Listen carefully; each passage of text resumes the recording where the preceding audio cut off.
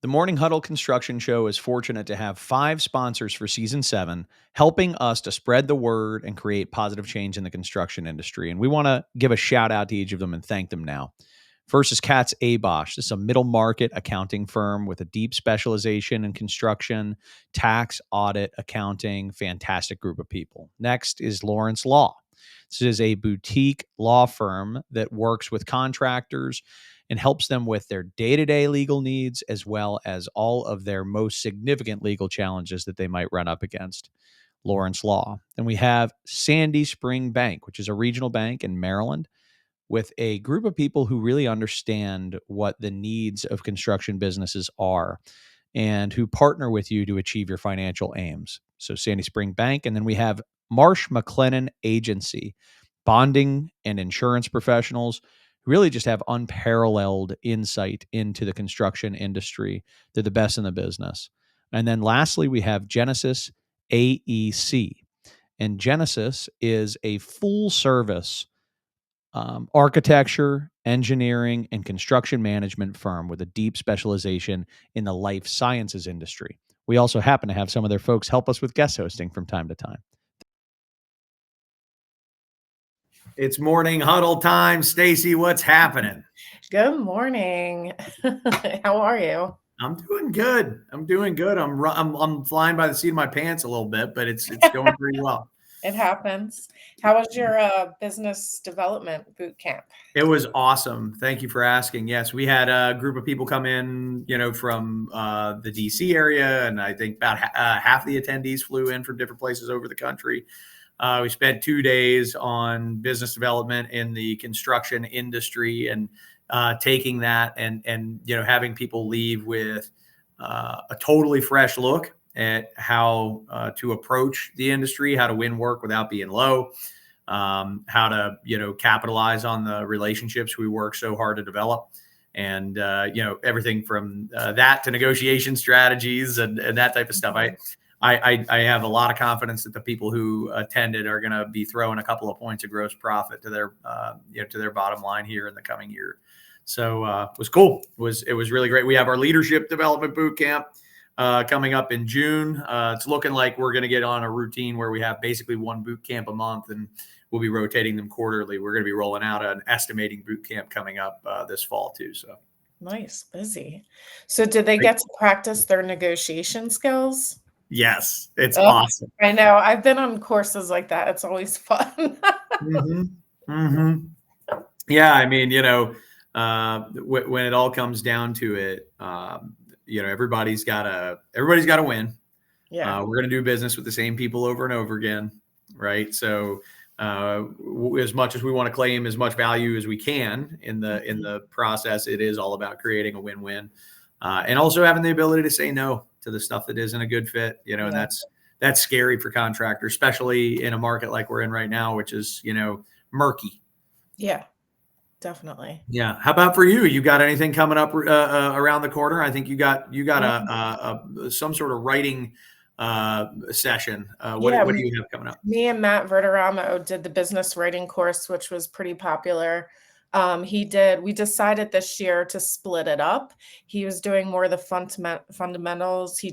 I think he wrapped that up maybe like 2 months ago. And then we do a 2.0 version because people were asking, how can we use ChatGPT? So I've been learning all about that. It's been really fun and exciting. So kind of the beginner level fundamentals, but we'll be hosting that at ABC Metro Washington in Beltsville. Cool. In August. So awesome. They'll be posting about that soon. So yeah, it's this, how and when to use AI, how to use it ethically, how to use it, so that you're not just lazy, type of stuff. I do see a lot of sales and marketing content coming my way that is so obviously, it's so obviously, AI generated that, I don't know, it makes me feel, uncomfortable with it because like I'm not even sure you're a real human. Mhm. When that comes across, like there may be a real human that used ChatGPT to send that thing out, but even so, I think figuring out how to use it, like I say, ethically and effectively, would be a Yeah, good use of time. it's been interesting because I can see people on their AI journey where when you're first getting you don't really know how to use it, so, like, everybody just goes on this journey and you're like, "What? That doesn't even sound like you." And the more you work your model, then you come back to, like, who you are and how you can utilize it as, like, your partner and everything. That's a So good way of putting it. It's your partner. Yeah, if you mhm. if you use it effectively, it can be your partner. I like that. Yeah, I get very little use out of it personally, but I know that most of my work is in person. You know what Yeah, I mean? It's yeah. most of my work is like that. But every now and again, particularly when it comes to like creating a spreadsheet that does the thing that I'm looking for a spreadsheet to do, that's saves me a pile of time. Yep. Yeah, any darn way. Well, cool. So that's when did you say that's coming up? That'll be in August, and then next season, we're gonna have some AI people on too because it's a Yeah, hot topic now, so 100%. yeah. I think it's going to be a hot topic for a long time as Yeah, for sure. we figure out what role the machine is going to play in all of our work. Right. Mhm. Well, cool. Total non sequitur. Great opportunity to introduce our guest. I'll bring in Ryan Staton. So Ryan is a friend of mine, and he's also the managing partner of Staton Walsh. And I'll let Ryan describe in a little more detail. But this is a group that focuses, really heavily in the construction industry, working with construction business owners. And today we're going to be coming at this conversation from an angle of what do construction business owners do to generate more value in their business. But Ryan, thanks so much for joining us. Yeah, thanks for having me. Happy to be Yeah. here. So tell us a little bit more about Staton Walsh, just for context for our audience. Yeah, so we like to refer to ourselves as a wealth and business solutions firm. So a little bit different. I'll say by trade, we both started. My partner Devin and I started in the financial services world as financial advisors.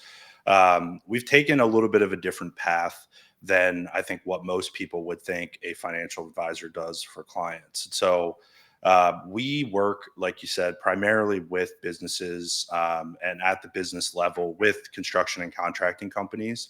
We have a few areas of practice. Corporate retirement planning is one. We do some specialty work in the Davis Bacon prevailing wage design with retirement Right. plans. Yep. You Um, have a partnership with ABC on that front, don't you? we do. We're building one. We do it at a local level. So in the Mid Atlantic region, we're building some things here for membership as a membership benefit, and working towards national partnerships. Hopefully, knock on wood in the future. But giving construction business owners options in that space, I think, is important. Um, we have a business consulting division, which really focuses, and my background in the industry is on exit succession planning. So Yeah. I was very fortunate early in my career. I had a fantastic mentor. He worked in the trades, manufacturing, really kind of blue collar businesses. And he helped those owners successfully exit and transition either to the next generation, third parties. And so I learned a lot early in my career about that structure. Um, it dovetails really nicely with some of the stuff we're doing at the corporate level with the corporate retirement planning piece. And then we also have our financial planning division where we're working with the owners and executives on once they exit the business or as they're building towards that exit, how do they build a financial plan that's a little bit more dynamic based on their circumstances, which are really outside the box of basic financial planning principles. When you own a business, it's a whole different animal. A lot of times it's the largest asset that a lot of these people own, Yeah. and that's where they're dumping a lot of money into. So they don't have traditional market based accounts, and maybe they have a retirement plan, maybe they have some other stuff, but the business really is the retirement plan in a lot of cases. And so that presents some great opportunity, but also a lot of challenges. And so we put those three together. Construction, I would say, is something that is always near and dear to us. Our background as founders is from blue collar backgrounds. Parents didn't go to college, worked in various trades and did things of that nature. And so we kind of saw that it was an industry, the workforce was underserved. And then we found opportunity over time where we thought our expertise was best used to bring all of that full circle to kind of provide a full suite of comprehensive financial education, wellness services, and consulting to everyone from the owner and CEO all the way down to someone swinging a hammer. Cool. That's awesome, man. Great. And so completely agree with your assessment of the need in that space. And certainly from my seat where, working with construction business owners all the time, I'll get into, the conversation with them about what's your vision financially, because the business is a vehicle to accomplish that financial vision. And it's really common that I hear, the business is my retirement plan, right? Yeah. Like that's the thing. So as a starting point, before we get into building value, I wonder what your advice would be in general to the construction business owner who has been thinking about the business as their retirement plan. Yeah, I treat it like it. And so what I mean by that is a lot of times business owners, there's really good practitioners or really good plumbers and electricians and other things, and they're not always great business owners. Right. And that's not a knock on them. It's just they're good at what they do. And Right. owning a business is we're in this space. We're all business owners here too. And you know what it's like. It's a grind. There's a lot that goes into it. It's not just doing what you're good at. It's, being a CFO, a COO, an HR, generalist. You have to kind of know a little bit of everything. And so I think a lot of businesses, they pull a thread and they build a really good business, and then they wake up one day and they're like, man, I went from doing, residential jobs to now I'm doing massive commercial contracts, and I'm doing 30, 40, 50 million plus a year in revenue. And they don't really have a handle on it. They don't really understand what it's worth. And so, to that point about value, I always ask the question, like, what do you think your business is worth? Because they'll say it's my largest financial asset. Now, anyone who has an investment account, bank account, any financial account at an institution, you can log on and see the value of that right now. You know exactly what it's worth and what it's growing to become. With a business, you can't do that. You have to kind of understand, you have to take a step further and dig a little deeper into financials. And you get into all these like very complex metrics and calculations. And so a lot of times when we ask that question, I get blank stares back. Like, what do you think your business is worth? And, sometimes I'll get a, off the cuff answer. And sometimes it's like, I really have no idea. And so I think my point is to just bring that home is, you have to start thinking about it the same way you would like a bank account. Like, you want to track value. You want to start paying closer attention to the things that are going to drive value for your business. Because if it is your retirement plan, how is it going to generate cash flow when you're not working in the business anymore and you've grown accustomed to a lifestyle of making a certain amount of money? Do you need that bucket of money to generate that lifestyle for you? And that's the difference between, earning money for a living and having, money provide that living for you at a later date. So I think most owners don't look at the world that way. They're just like, on to the next contract. How can I, keep moving forward and keep growing without any exit or continuity plan in mind? Yeah. What are some of those metrics to value your business? Like, what should you be looking for? Yeah, so there's a lot of different valuation methodologies out there. What I'd say is, generally speaking, you're taking a culmination of all the business financials and you're trying to determine what an enterprise value is, or a couple terms that get used in the valuation world. There's enterprise value or fair market value. There's an asset value. And then there's kind of like what I like to refer to as the fire sale value, which is like, I had no plan. Something happens and forces me to liquidate the business, which is always the lowest value, by the way. And so there's a lot of different things that go into it. The biggest driver in terms of financial metrics towards that is EBITDA, or EBITDA margin. So that's just a financial acronym or accounting acronym earnings before interest, taxes, depreciation, amortization. That is usually a pretty good measure of the financial health of a company. You want to see higher margins. Now, construction is a little bit different because lower margins are more common. Like if you have a 10% EBITDA margin in the construction world, like you're crushing it. So it's trade specific too, but it is. Yeah. It's one of those things where service-based or technology companies, they're trying to drive EBITDA margins into the 30, 40, 50% range. Construction, you're just climbing a battle to get to double digits. You're climbing a pretty tall hill. And so that's usually a big indication of financial health. It means that you have, sufficient cash to reinvest in the business. And so most owners who have sat through an M&A session or talked to an investment banking institution, have ever explored selling, have heard of things like EBITDA multiples. And so that's just a measure of that number multiplied by a factor based on size of your business, profitability, strength of people. There's a lot of different things that go into that. Right. And we came out of pre-COVID, and even in the early stages of COVID, this period of time where like there was, a lot of monopoly money being thrown around in that space, and we kind of got brought back to reality with higher interest rates and a lot of stuff going on in that space. And so I think most people, like, they hear about it. I don't think that a lot of business owners fully understand what goes into it.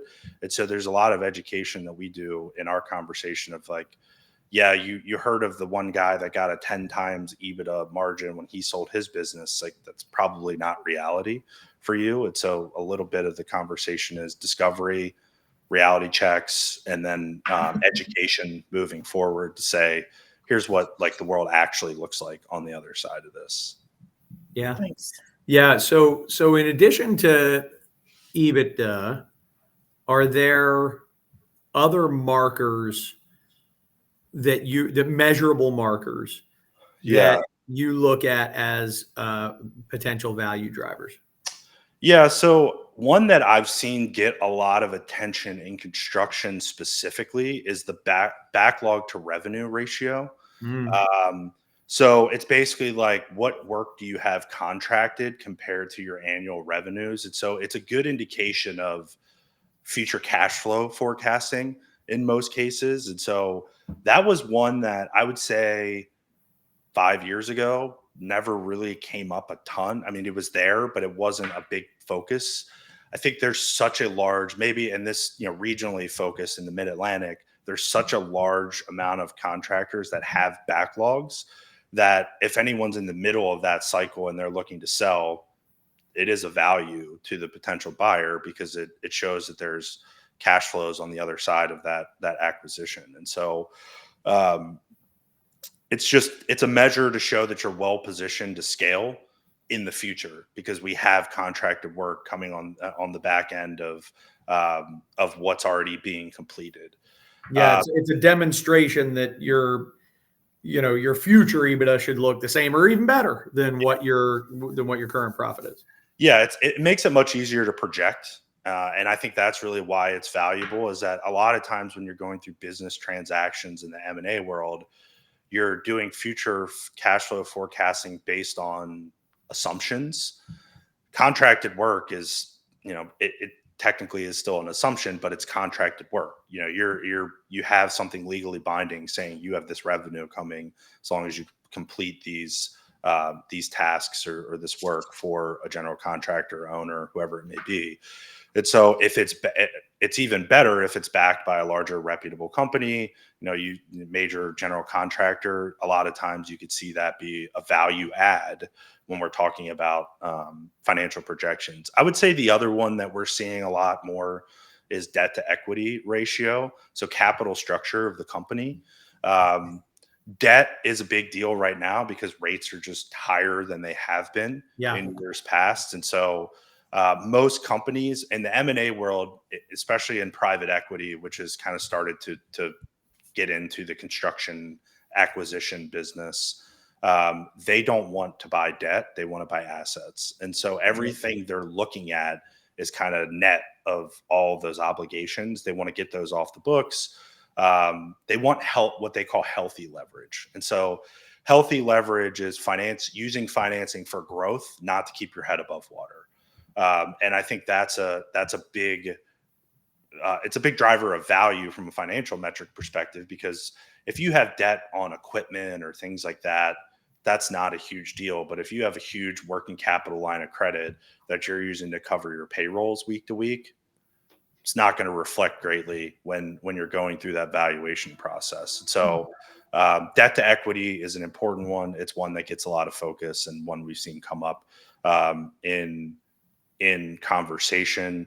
A little spin off of that, working capital in the business has also been something that's been a point of focus, because somebody's buying, their assumption is that cash is leaving. If an owner's leaving, there's going to be some cash distribution from the business, but they want to see a track record of healthy working capital so that they know they can cover expenses and they are not going to have to go into debt potentially to or raise additional cash to keep the business afloat. So those are just some high level financial metrics that a lot of auditors and CPAs and folks like that will get into during the due diligence process of an acquisition.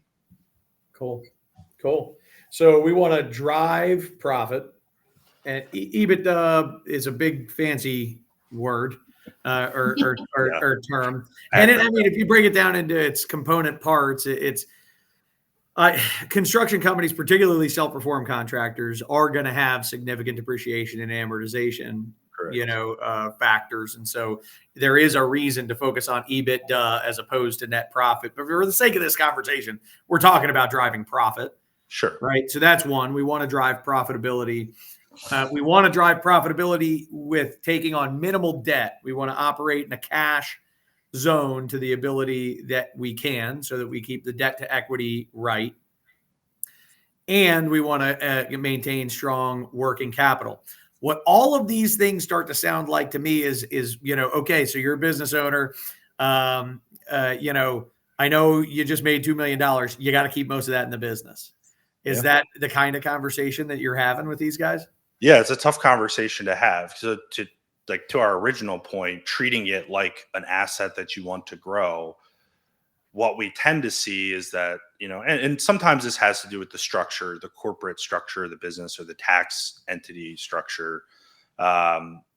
People are distributing cash. So they're just taking lump sums or giving themselves distribution, the K1s. And so to some perspective, you have to do that for accounting and tax purposes, but there's nothing, saying you can't put the money back in for reinvestment. So the hard part with a business, especially one that's cash flowing well, is to not treat it like a piggy bank. And when you have family businesses or single owners where there's no checks and balances, sometimes like you want a boat. So you got a bunch of cash sitting there. Why don't I go distribute it to myself and do that?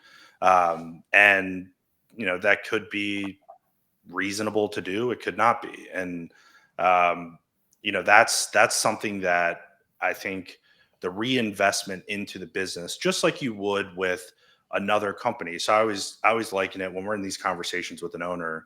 I'll use like the traditional stock market as an example. Like when you buy a share of a Procter and Gamble, for example, sure, and you buy it because you think it's a strong company. They have a ton of reputable brands. They pay great dividends. When that dividend comes, 9 times out of 10, you're not taking it as cash, you're reinvesting it.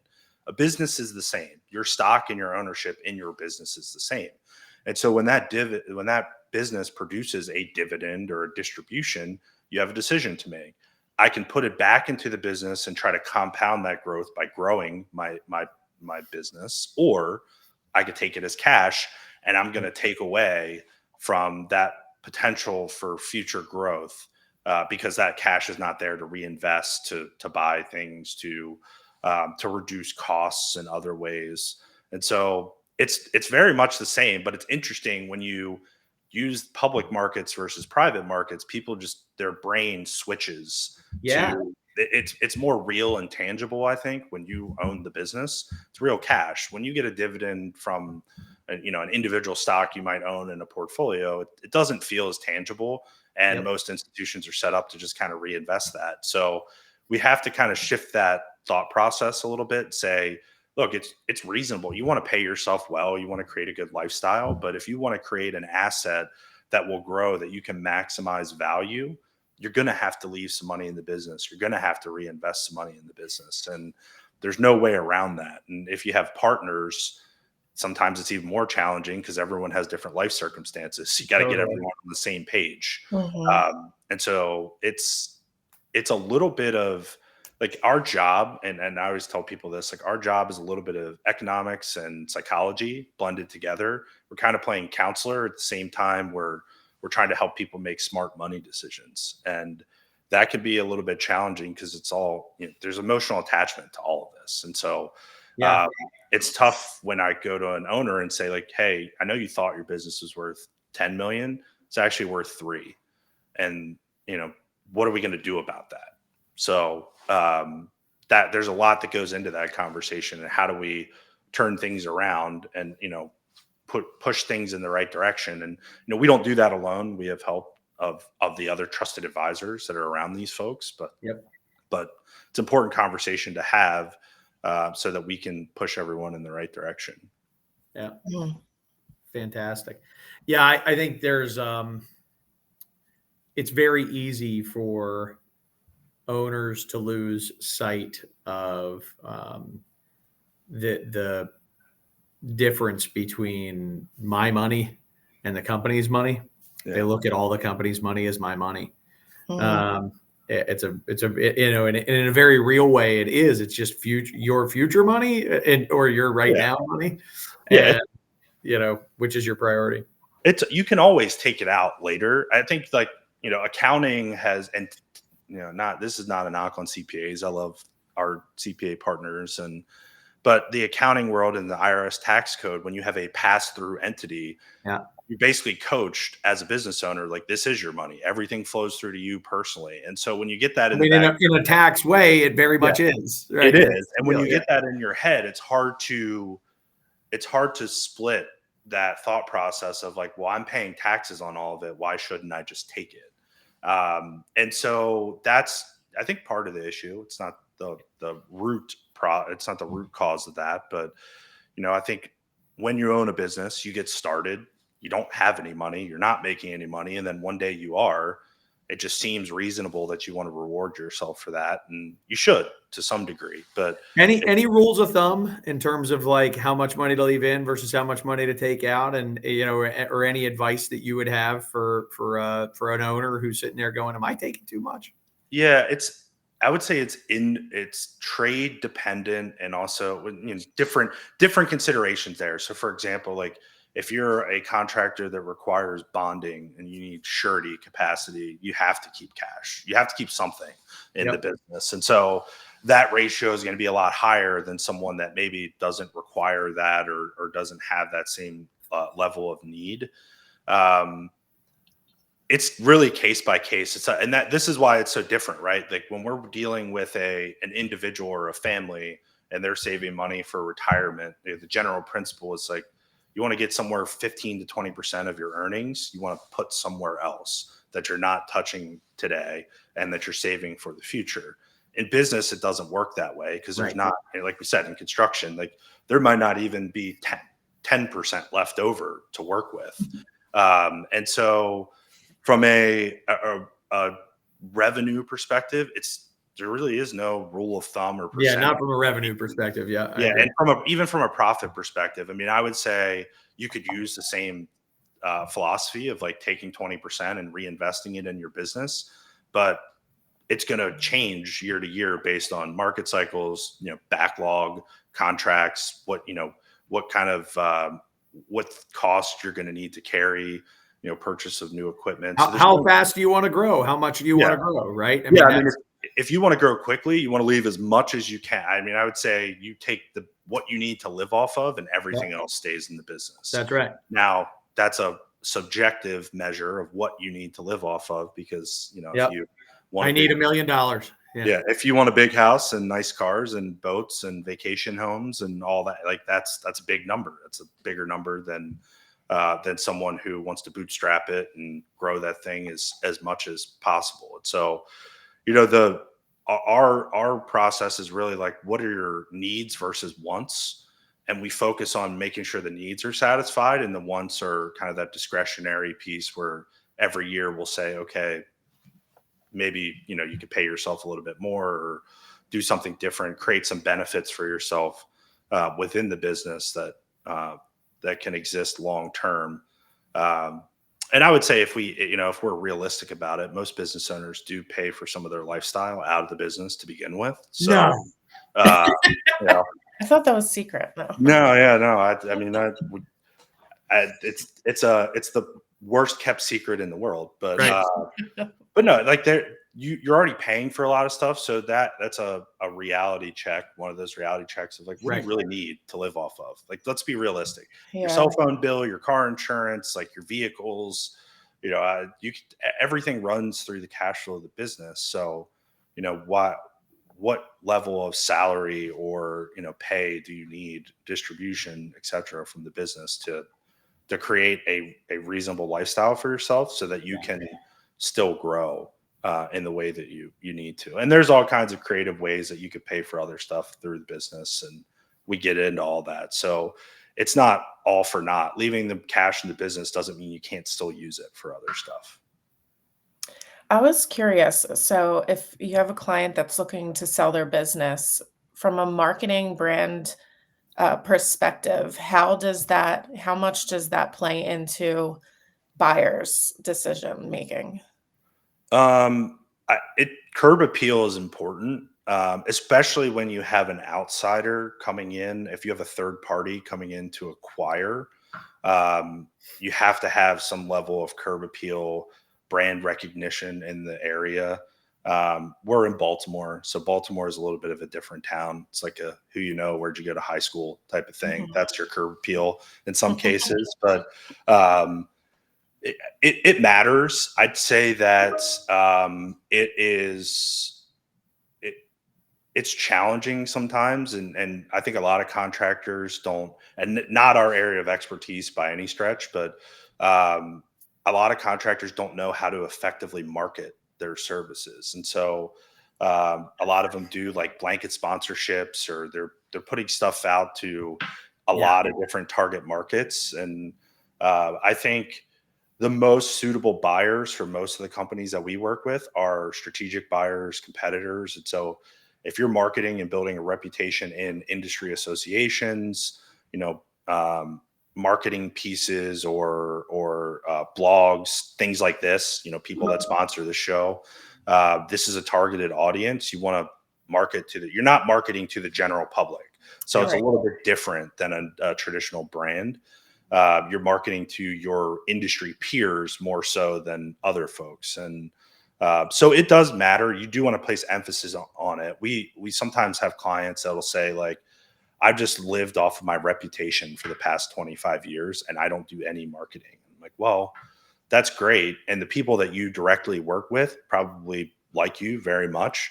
But if a strategic buyer from Philadelphia wants to get into the Baltimore market, they've never heard of you.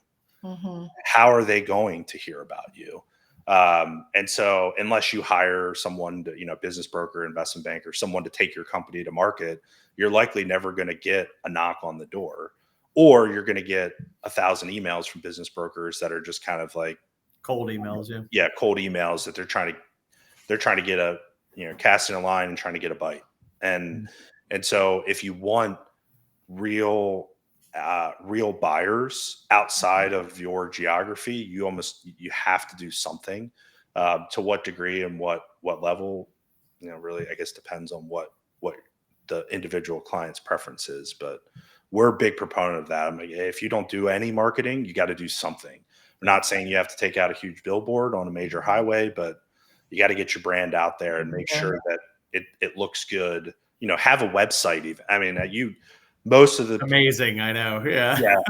Websites or like social media, even, trades contractors like millennials and Gen Z will look for you on Instagram, believe it or not, 100%. even if they're not your buyer. Yeah. Well, Stacy, I know, does a lot of work with contractors on marketing to candidates, right? Like, how are you getting a consistent inbound stream of people who apply to your company? And you talk about Gen Z and talk about millennials and stuff, like they're shopping online. That's what they're doing. And if you don't show up, then, you're nobody's knocking at your door, right, Stace? Yeah, and even if it's a small business or something and you're not hiring today, you should still be recruiting on your website all year long to show people what you got. 100%. Yeah. Yeah. I think human capital is important. That's a good point. And I think something that gets overlooked a lot is like how you market. That curb appeal also will bring top talent to your doorstep as well. So Right. I think there's a lot of reasons to do it. I think there's a lot of people that have been around a while that haven't had to do it because of reputation alone, and that there's value in that reputation, but goodwill only goes so far in the construction world. When the next person takes over and you're no longer around, how does that is that tangible value that can be transitioned to the next owner or executive of that company? And sometimes maybe yes. Yeah. Most of the time I'd say no. Yeah. So we've spent a good amount of time talking about the metrics that drive it and some of the other factors that lead into driving value. I think one of the things that I have learned and that I observe all the time is that the importance of having, it impacts both your valuation and the terms for the owner. Most owners don't want to exit the company and then go to work for somebody else for the next 20 years, right? Yeah. When they sell the business, they want to be pretty close to done, if not done right away. Yeah. How important is it for owners to essentially be out of the day-to-day in order to sell? The most important. Owner dependent businesses are always the least valuable. It's not just my opinion either. We've seen it play out. And so creating systems, processes, people, again, I always go back to this private equity example because that's where the most money was exchanged in, the height of M&A. They look for strong management teams. And that means without the owner. Right. Can this business survive on its own if the owner is not here tomorrow? And that could be in a sales scenario. It's also vitally important in those low probability events, but ultimately, think of things like premature death, disability, illness. Mm-hmm. If there's a reason that you can't run or participate in your business, and it's your largest asset that not only you, but your family and maybe generations to come may rely on, and all the families that you employ, by the way. If the business can't run without you, it's not really that valuable, frankly. And so from a buyer's perspective, they're going to look at that, but just from a risk perspective too, having that level of planning, continuity, putting the right people in the right seats is really important. And I think, again, another thing that gets overlooked, and that is one of the most important things, and I would overemphasize how important that is because it plays in every scenario, like catastrophic all the way up to perfect world, and someone's looking to pay me a ton of money to buy my business. Yeah, there's no downside. Yeah. So if you do it and you do it right, everything is. We like to use the term self-completing. So eventually you're going to exit your business either voluntarily or involuntarily. There's no doubt about that. We can't avoid, the certainties in life. Everyone says death and taxes, big part of exiting a business, both of those, both of those factors. So those are unavoidable. We have to plan for them, even if we don't have a plan to leave at any point in the near future. Even if you're in your early stages of your business, you got to plan for what happens if, circumstances change. So, You touched on leadership. So is there an interview process for buyers when they're like looking at Shopping. are they allowed, yeah, when they're shopping, Yeah. it's not just the business owners. Are they allowed to meet the team and everything? They They know can be. A lot of times in M&A, it's part of that process, the due diligence. So they'll look at they'll audit financials. They'll also audit the operations of the team. I mean, they're auditing everything. If you have a legitimate buyer, especially an institutional buyer, they're going all the way down. They're going a mile deep on everything. I mean, they're looking at financials, people, benefits, risks, liability, credit. I mean, everything from A to Z. And so it is a full scope evaluation. Yeah, it's invasive. Yeah, How it long is. does that usually take? I mean, most of the time they'll give it 60 to 90 days, but if they find problems, it could be longer. I mean, all the things we talked about, there's a lot of potential trapdoors or deal killers built into those concepts. An example of that is like benefits plans.